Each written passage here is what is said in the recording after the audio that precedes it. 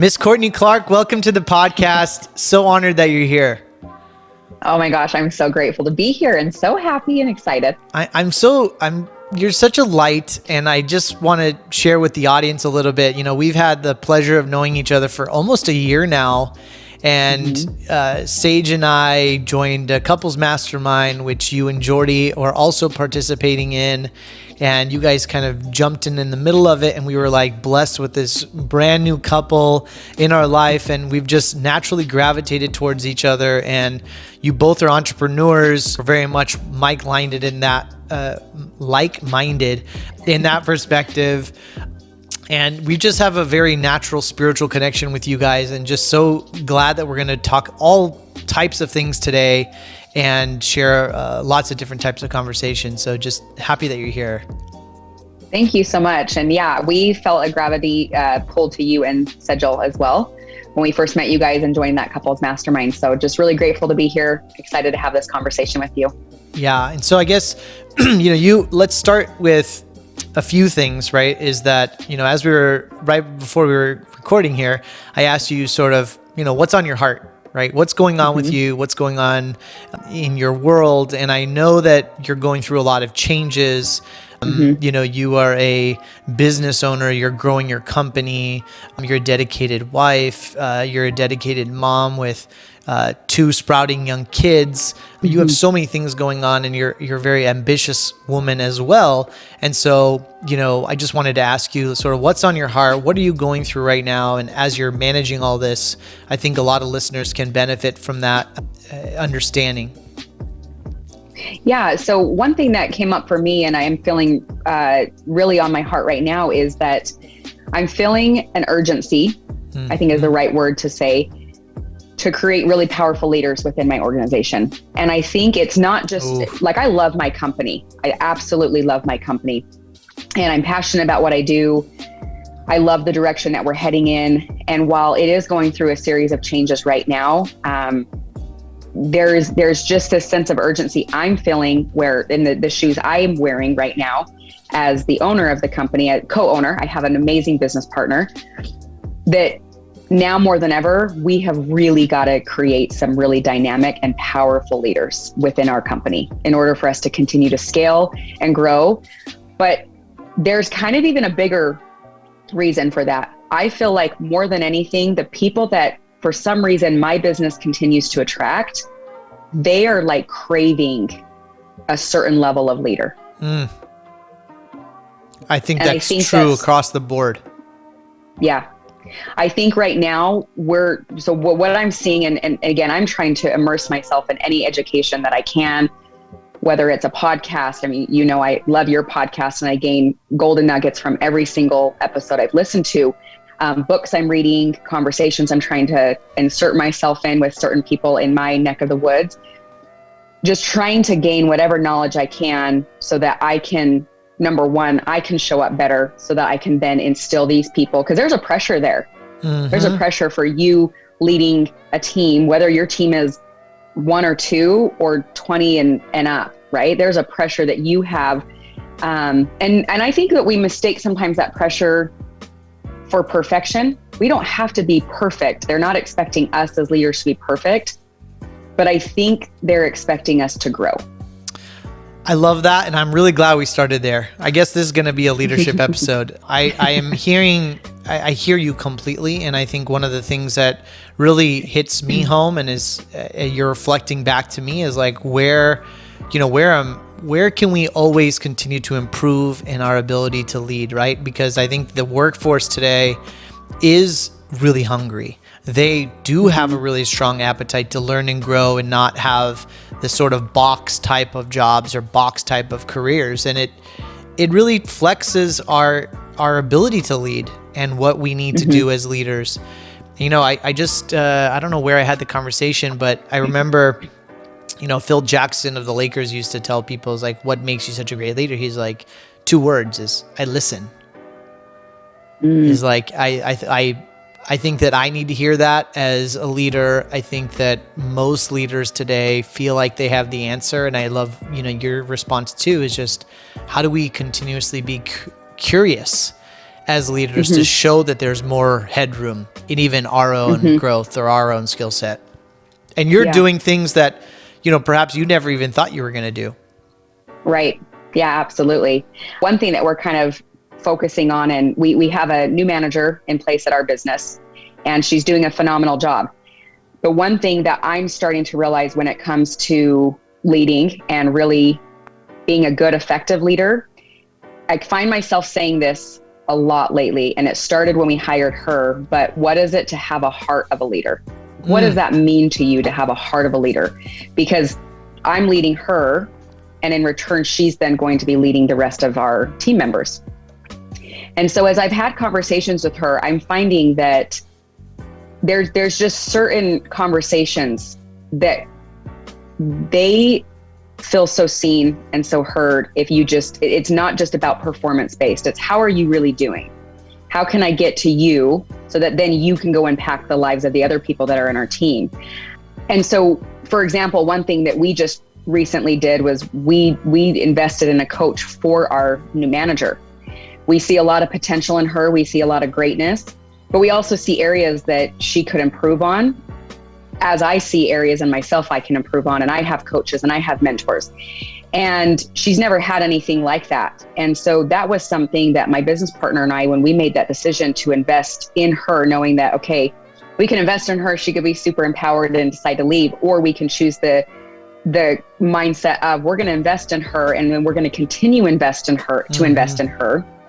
And how is it going to show up in our business? How is it going to change her heart as a leader? And then how is she going to then go continue to impact the lives of the people that we have within our organization, and including our customers, right? Not just our team members, because we come across a lot of different people in our realm. Well, yeah, I love this. We're turning this whole podcast into a leadership conversation. I love it.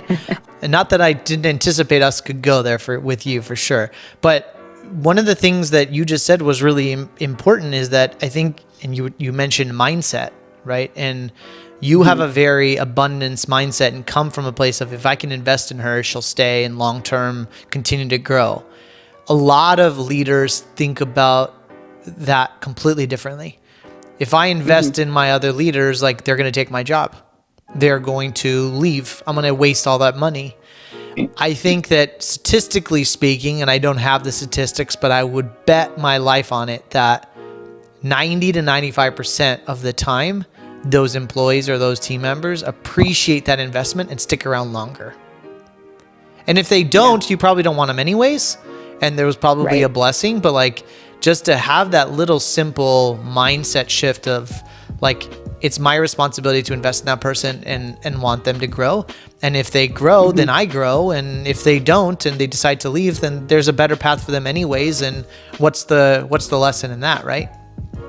Right. So, absolutely. Yeah, I love that. Absolutely.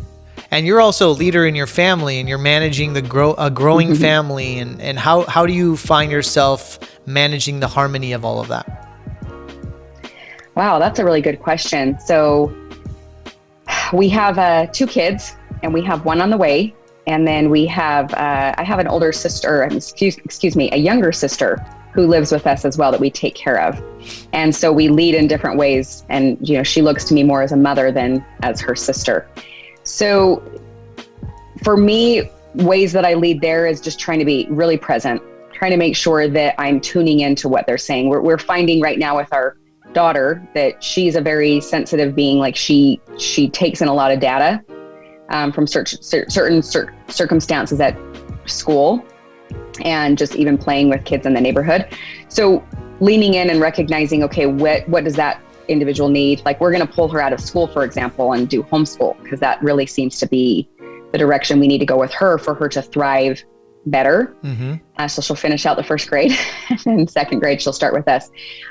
But honestly, for me, I think the most effective way is that I'm present with her, that I'm present with my son, that I'm trying to be present with my sister as often as I can be and as much as I can be. And I'm not perfect at it by any means. And there's moments that I have to go back and I have to say, I'm sorry. That was, uncalled for, that I was distracted or I was irritable, because again, I was distracted. It's usually that. So those are ways that I would say I lead, is just trying to be present, trying to listen. And you have such a rich relationship with Jordy, and you guys both as business owners running your own individual businesses, and then also, you guys partner on things and work together on projects. What's the secret? What do you find that works to keep not only your business relationship healthy, but your personal relationship healthy? I love that question. When I think about Jordy and I think of the thing that works the best for us is trust. And I had to let go a lot. So Jordy started his investment career when he was, I shouldn't even say the age, right? I should just go back years. It was about 7 years ago. And he wanted to get into it a little bit sooner. And I kind of pumped the brakes on that one. But 7 years ago, he got into it. And you know what is it's such a beautiful thing to look back on, but it's also a little bit sad. I held him back a lot. I really did. I had a lot of scarcity then. I didn't come from a lifestyle of and in a home that was secure. And so what we had built together up until this point, I didn't want to risk losing any of it. And I still was dealing with some demons of, I didn't even want to get rid of certain clothes because what if we couldn't afford one day to buy that and I got to have it. So I had 10 white t-shirts that I didn't need to have, right? I mean, I truly was in a very scarcity mentality and I needed to hold on to as much as I possibly could. So once we had something, I was petrified of losing it. And unfortunately that clouded my judgment quite a bit. And I remember going through a series of conversations with him when he'd bring a investment deal or a business idea to my attention. I felt like looking back, I totally felt like I was an interrogator. I drilled him. There were 100 questions. And if he answered 99 right, but one of them was wrong, you were looking for the reason to say no. Yes, absolutely. Well said. I was looking for the reason to say no. And ultimately, we worked through those things and he was passing 100% on the test and we were able to go forward. And I think looking back to that though, we've talked about this countless times, he and I have, that it was such a blessing for me to do that because it built so much trust. Because eventually I saw that he was patient. He was willing to get on my level where I was at and the struggles I had as a woman and as a person. And then in return, I was allowing myself to build that trust gradually, where now we just have such a beautiful dynamic that I fully trust him. He knows my hard line. He knows certain things that he wouldn't ever do to risk our livelihood, to risk, me losing certain things. And then we've also invested a lot into our marriage and, even just simply as us attending real estate investment classes together. Right. I want to know I want to know what his world is like. He's also done the same for me. He wants to get on my level and know, how does my mind tick? What's my world look like? How can I show up in your world too? So for us, it's a lot of trust, a lot of communication. And then we've just invested a ton of energy into each other to really be on each other's level, match each other. Investment wasn't totally my thing in the beginning, but I got there for him. And I do love it and I appreciate it a lot now. I love that. Let's talk about, that discussion asks me the obvious is okay, well, let's talk about mindset, scarcity mindset, and trust, right? Where does the scarcity mindset come from? And not only in your relationship with Jordy, in perhaps other parts of your life, what did you do or what have you done to overcome that type of mindset? Okay, so we're going deep, girl. We're going real deep. We're going there. No, I appreciate it though. So, for me, the scarcity mindset from just a very rough upbringing and childhood. I was raised here in Salt Lake City, Utah, and I have a father who, unfortunately, he just he was dealt a hand of cards of just a lot of health conditions. So he was always very, very sick growing up. And I had a mother who, she is such a good person, but she too has had some serious life struggles and they plagued her. And just where the two of them didn't take time to really get better, that affected our childhood. So we moved a lot. I grew up around a lot of drug use. I grew up, like I said, moving all over the place. I went to 13 different schools. from kindergarten to graduation. And I was the first one out of like my siblings to graduate high school. So it was like such a big accomplishment. My sisters had kids at 15 and 16 years old. I totally thought that was going to be the path that my life was going to go down as well. And that was going to be my reality. And I'm really grateful to say that wasn't, although I do love my nieces and nephews, and my sisters are remarkable and wonderful people themselves. But it kind of started there, just a lot of insecurity as a child, moving all the time, meeting new friends. There were skills I developed from that. And so, you know, I was able to go into a new school and I knew how to make new friends really fast. Mm-hmm. But I also unfortunately developed where I don't want to get too attached either, because, you know, I'm going to leave you eventually, or you're going to leave me. But I knew how to make friends quick. I developed incredible survival skills from just very horrible situations that we were put in as young children. When I was 15, I ended up living on my own. So that was the kind of the time that my life completely transformed. And it was time that I wasn't welcome to live with my mom anymore. So from there, I was still so determined that I wanted to graduate high school because no one had done it. My dad hadn't graduated high school. My mom had got her GED, and my sisters had not graduated high school either. So I was so determined. I still wanted to graduate high school. And in that determination, I had to switch to night school most of the time, and I had to get a full-time job. And I was renting rooms from people randomly here and there, just what I could afford at that time.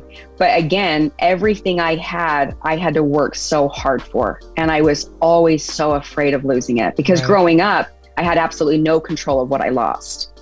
When we had to move, there was just no questions. Right. You did. Yep. You just had to pack up and take what you could. It didn't matter if it was your favorite this or your favorite that.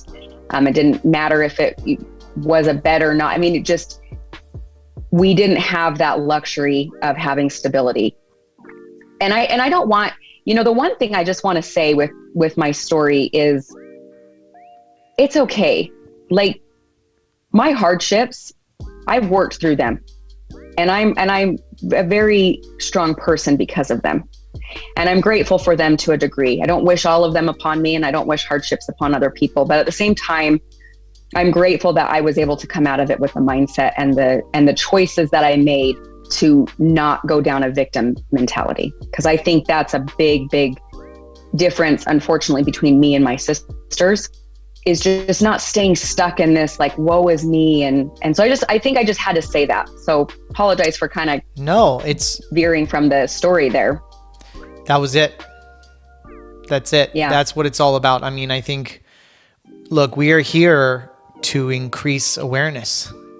The whole purpose of this platform and this podcast and the things we talk about is that you can't, you didn't judge your past. You didn't judge who you were in the past, your parents even, in fact. But the fact that there are things in our life that create suffering that we can then reflect on is, where does that come from? And most of the time it comes from our childhood or our upbringing. And so to be able to detach from those stories or those frameworks, I just love how eloquently you communicated that. So thank you. Yeah, there's a lot of gift in what you just said, a lot of lessons for other people to hear, because I think everyone is going through something, whether it's something extremely difficult or something as simple as, they didn't, little things in life that disrupt people, right? And so it's always about the why, what happened, and what can I improve and what can I learn from that. So I admire you and I honor you for that journey and that perspective that you have, because I think that's exactly why I asked you the question. Oh, thank you. So what was kind of interesting and cool about when I look back, and it's not like I'm looking back terribly far. I'm not that old yet, but just growing up that way, your mind instantly shifts to, okay, I've worked really hard for this. I don't want anyone to take it. And that scarcity mindset creeps in and you almost don't even realize it's there. You don't, no one, it's so instinctual. Yep. So I wasn't aware that I had like a scarcity mindset. I wasn't aware that I operated a certain level of thinking. I just was so natural. And so it wasn't until actually marrying Jordy, and he provided so much security that it kind of was scary. And we went through some rocky times in our marriage, because while I thought that I had dealt with quite a bit of stuff growing up, I had seen different counselors and therapists, and they were wonderful, and they helped me in a lot of ways. They helped me overcome quite a bit. And I was incredibly blessed with people along the way that healed different parts of my heart that needed to be healed before I was, married to my husband. And so when we got married, he was just so patient and kind, was, just something that was amazing. But his stability and like his livelihood and how he grew up was so opposite of mine. One thing I'm really proud of with the difference between how we grew up is I never wanted him to ever feel bad. Like, oh man, I didn't experience that same thing. That was okay. Like, I was actually so grateful that he didn't grow up that way. And he was really kind and very open to what I grew up with, and open to hearing my walk of life and what I still brought to the table. And I think there was a lot of healing even in that started to kind of change some things, that I'm still of value regardless of the fact that I came from this many homes and this many schools. And these were my situations I grew up in, where you lived in the same house from the time you were 7 until, your parents just barely sold it. And so it's just, that's okay. Like, he still had things that I could learn from him, and I still had things that I could teach him. And that was like such a beautiful thing, that we both still brought value, and I was never looked at as anything less than. And so over time, as I was growing up, and I grew up really fast. I mean, I was working for a commercial insurance company at age 16, and I left there when I had my daughter, Brinley. So that was only 7 years ago. So I worked there a lot. It was about 9 years that I had worked there. And I still have a phenomenal relationship with the owner. They're a great group of people. And I always joke that they totally raised me. They helped raise me, because I was there for some really interesting ages of just development and growth. And so what was really neat for me is I just early on, so anyone out there that might hear this message, or maybe you know somebody that has had a really troubled life, or they're currently going through something, it really does come down to mindset. But then it also just, what do you want? What's your determination? Because for me, I knew exactly what one life looked like. I had bits and pieces of another life that I've seen other people have. Yeah. So I just made the choice to go that direction. And sure, I stumbled along the way, but I got there. Like, I'm so proud to say I am where I'm actually even, I live a life that was above my dreams, which is really incredible, and such a life lesson there, that even then I wasn't dreaming big enough. Even then I wasn't thinking high enough. So and good. How cool is that now I can look back and I can say, even then I could have dreamed bigger, because I'm living bigger than I thought I would have back then. There's something that has been hitting me recently about this, and I love what you just said. I people need to listen to that a couple of times to hear the magic of that. That we often play too small, and we often don't give ourselves space to actually dream big enough.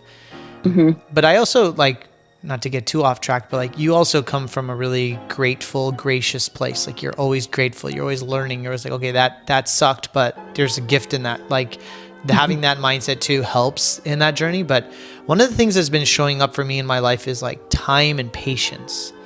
And I think that if you really want to have dreams don't just manifest in 1 minute. They may in your mind, and you can enjoy that experience or that dream in your mind, right? But in the physical experience, things take time. And giving, and like what I've noticed about when I'm studying like successful business people or entrepreneurs or people I admire, it's like they actually push really hard, but they also give space for things to work themselves out. They don't create resistance, if that makes any sense. So I love that you hit on that, because there's actually something that my husband Jordy teases me all the time with. And he says that there's a world I live in, and he doesn't know what world that is, but he'd love to live there with me. And the joke is, it's because when I'm faced with a difficult situation, Even as simple as a waitress saying, no, they can't put your eggs on the side like you're asking. Like we were at a restaurant and they told him, no, I'm sorry, we can't do that. And I asked, but I asked with the mindset already, she's going to say yes. Why would she say no? It's such a reasonable thing. And so I asked, I'm not even joking, 5 minutes later, and I'll see what we can do. I'm sure we can do that. So I think it's a matter too of who do you want to be around? Do you have the mindset? Are you constantly thinking, yes, I can't wait to get there. I hope one day, I hope I get that conversation. I hope I can be in that room one day. I hope I can obtain that really amazing leader or that opportunity for myself. Maybe you're sitting there wanting a leadership opportunity as you're listening to this, and you're listening to the Rich Equation podcast because you want to figure out how you can get that next opportunity for yourself within the organization that you're sitting in right now. Change the word from I hope in your mind, and I will. But so what do I have to do? What do I have to change? What do I have to start doing in order to get there? And so it sounds so silly, but I would actually challenge someone, start trying that with a simple task of, they don't typically substitute this on the side of the menu. Have it already in your mind, it's such a reasonable thing. I'm or I'm a person who deserves eggs on the side. I'm going to ask for that. If you're a person who deserves a higher opportunity, if you're a person who deserves a higher level of living, is your mindset really there? Or are you just hoping that it's there? Right? Damn right, girl. One of the things, I mean, you said it, right? Say yes. Learn to say yes. Learn to convince people for those things, because that's that next level, right? That's pushing that ceiling. And it shows up even in our couples retreat. And I know Mike and Kara Ayala, who put the group together. I did a similar group back in October for a guys group. We did another trip where we sold tickets for it, and it keeps showing up that the people who get all the benefit are the ones who say yes. And there's probably 80% of the people who were thinking about it and made money a problem and found a reason to say no. Like you used to be, finding a reason to say no and perhaps not trusting, but just say yes. Trust the process, trust the universe, and magic happens, right? Once you do, it's amazing how magic happens if you just don't get in the way and you don't create that resistance. Look at that. We just went full circle. Yeah, I know. Well, we totally did, because that brought me back to that leadership mindset. And I love having a business partner for this reason. And if you don't have a business partner, find a great colleague. Find someone that a mentor, someone that you can bounce those ideas off of. But there are times that I've owned my business now for just over 5 years. And in the 5 years, I actually just did a retreat, and I even told my team this just back in last November. I hope that the people who've been here with us for 5 years, which we had a few, I hope I look drastically different than the person I was 5 years ago. And they nodded their heads yes. So I'm bringing that up because there were times in our business that I was getting in the way of our business. I was the one saying, no, that's not going to work. And here's why. Because it totally came down to I was afraid or I didn't want to change. And I'm grateful that I had people, whether it was my partner or just other people that I had as a fantastic sounding board, who truly were honest with me to say, why? Why is that a no for you? Why is that not a possibility for us? And those were growing pains for sure, but they were amazing. Well, I think you're spot on, right? Because I think we just talked about this on another episode about people. And I think that it's the same thing. Is people actually want to help people. There's so many other people. There's so many people in our lives that can share or pour into us. We just have to be ready to receive. Yeah. And if we just kind of open our minds or open our ears, there's people everywhere that want to hear, that want to help. Absolutely. So Mike Ayala had actually recently, we had spent a weekend with him in January at a couples mastermind. And he said this same quote, and you've actually probably heard him say, I think it's one of his favorites. And now it's literally drilled into my head. Hopefully I don't butcher it because it's really drilled there. But it's by Zig Ziglar. And he says, I can have anything I want in the world if I just help enough people get what they want. Is that the right? Is that how he says it? Yep. I believe that's how he says it. And he said it countless times. And for some reason, I swear I've heard him say that before. I've probably heard it, even in a conversation around dinner with you guys. But there was something about it this time hearing it that was so impactful to me. And it's simply because of the state I'm in. I'm currently in a state of, man, I've got to create some dynamic, effective leaders within my organization. Getting to their heart, recognizing what is it that they want. Where are your goals, right? I heard recently from Jeff Woods on the One Thing podcast. Mm-hmm. He was talking about how in leadership, so you have your world, and you can have, like he was talking about retention, a lot of retention and keeping people to stay in your organization.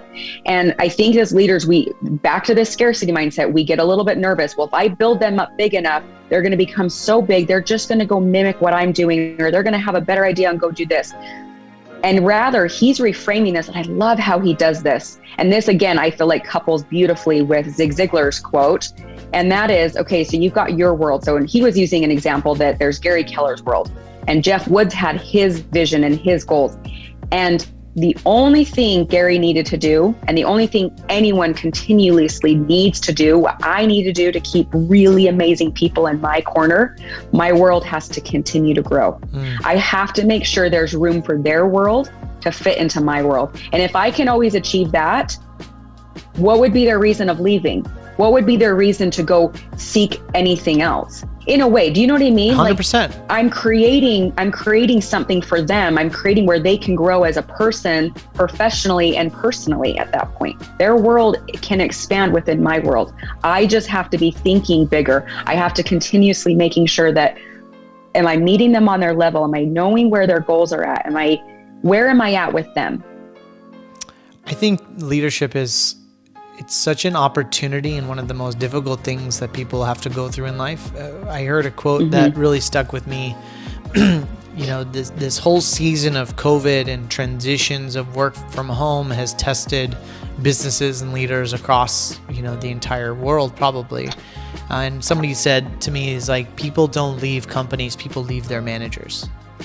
And just to have the awareness and ownership that those people, we're stewards of their life and their world and their responsibilities and their impact. And if we can create space for that, and we can continue to grow and create limitless worlds for them, then you're right, our world can continue to grow too. So just such a good, look at that, man. I really did not expect us to go here today, and I love it. Like, what I find in these episodes or these recordings is like, I get just as much, if not more, out of these episodes than the listener, because whatever's supposed to show up just shows up for us in our life, right? And I think, so I'm just super grateful. Let me see. I love hearing that, but I will say, I do listen to your podcast. I'm a regular listener, and I'm telling you, you have such a beautiful gift of extracting the right messages out of people, because I walk away, I can honestly say this, I walk away with at least 1 to 2 golden nuggets per conversation I've listened to, which is just great. So let me see, what keeps you up at night? Oh, what keeps me up at night? Right now, the feeling of failing keeps me up at night. I'm very hard on myself. I'm probably harder on myself than even like my team would realize. My business partner sees a lot of that. And she tries her best to just continually buoy me up. And I do feel like unfortunately, I'm a leader that errs more on the side that I need lots of positive affirmation. And when you're a leader, it's oftentimes it can be lonely at the top. Can be. And I say can be because I've heard people say it is lonely at the top. I think it can be at times. And so for me, what's been keeping me up is just, I don't want to fail. I don't want to fail them. And we have little blips and glitches along the way that all we're trying to do is be the best that we can. I'm trying to be the best effectively, or I'm trying to be the best business owner that I possibly can be. And that's hard when you feel and you look at these amazing people that you have before you and you're thinking, man, I just don't want to fail them. I don't want to fail my customers. It's disappointing if there's moments and blips. And so, yeah, that's something I'm personally working on right now, is letting go of that feeling of failure and giving myself more grace. Yeah. Embracing the journey and recognizing that I oftentimes have to go back and say, okay, well, man, look where I've come from even 5 years ago, buying this business to where I'm at now. Yes. Holy cow, there's so much growth. There's so much goodness that's happened. But there's also, the sad thing is, I unfortunately err on the side that I start to see a lot of my mistakes, and I sometimes let that plague me, and then that challenges me. So I love the fear of failing. Really? I love it. I think like, if you are blessed to have the fear, the real raw fear of failing, and you have the ability, I'll say, and the tenacity to keep dealing with all of the things you just said. Like, I want to do right by my employees. I want to do right by my customer. I want to solve this problem. I want to serve the best product I can. I want to make as much money as I can. I just cannot fail. That is the best fire that exists.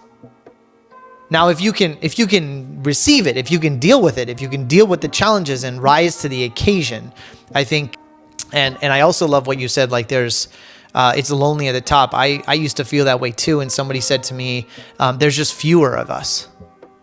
And I like that much better, because I think there are people who have a fear of failing, but they don't know how to overcome. They don't have either the tenacity or resources, the innate fire to keep, to overcome. So if you have both, if you have the fear of failing and you have the ability to overcome, it's like the best magic trick in the world. So I actually have learned think on that more. I appreciate that. I've learned to appreciate now the fear of failing. I have identified that a lot of what I've been able to overcome is because of the same thing you're talking about, is the fear of failing, is that I just refuse to fail. And the stress and the anxiety and the sleepless nights and the tension of fear makes you keep moving forward. It doesn't, and some people get completely stopped by that. So like, yeah, you're right. At least I do recognize that we're not, I could sit here and I could stay in a state of, even 2 years ago and just be there and be fearful and cry and have my feet stuck in some quicksand. But I do choose to keep going. So that's a really good point. Yes. Yeah. Yeah. Yeah. I love that. So good. So good. That's why I know you're already successful. That's why I know you're going to continue to keep growing and continue to be successful. Thank you.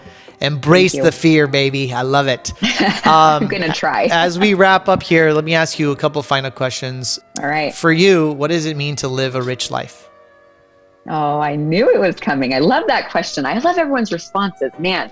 Okay. What does it mean to me to live a rich life? Ashish, to be honest, I'm living that rich life right now. So the life I'm living, I have a beautiful family. I have a very amazing company. I have great friendships around me. So to summarize it better before I ramble all over the place, incredible friendships, beautiful relationships is a better way to put it. Just beautiful, incredible relationships all around me. And I do have quite the flexibility and the freedom to travel, to spend time with my family more freely than I ever have before. And that right there is amazing. And it makes me feel like I do live a rich life. But in addition to that, one thing that I've been able to do with my husband, Jordy, we're very, I don't mean this as a flex, but we're very generous. And that means a lot. To be able to have the means to support my family, to live comfortably, and then to give in big ways, randomly, sporadically, that makes me feel like I'm living a very rich life. That's amazing. If people want to get a hold of you, Courtney, or reach out to you, how can they find you? Yeah, reach out to me. I'd love to have a conversation and get connected with some of the people on here. So you can send me a DM on Instagram, and my handle is Courtney with 2 T's, Clark. And I would love to have a conversation. Also, you can check out my staging company, which is also on Instagram and Facebook. It's Set the Stage, and would love to have a conversation. And we'll put all the links in our show notes for the podcast. Courtney, just thanks so much for being here. Appreciate you going deep and being vulnerable and sharing your story. I think I just really honor you. I'm grateful to call you a friend, both you and Jordy, and just so excited to see everything that you do in your life, not only in your career, but also for your kids and the impact that you make in the world. I just, I'm really honored to have you on the show and call you my friend. So thank you so much. No, thank you. My pleasure's all mine. And that means a lot. To just calling you and Sedgel a friend means a lot to me too. So thank you. Thank you so much. We'll talk soon.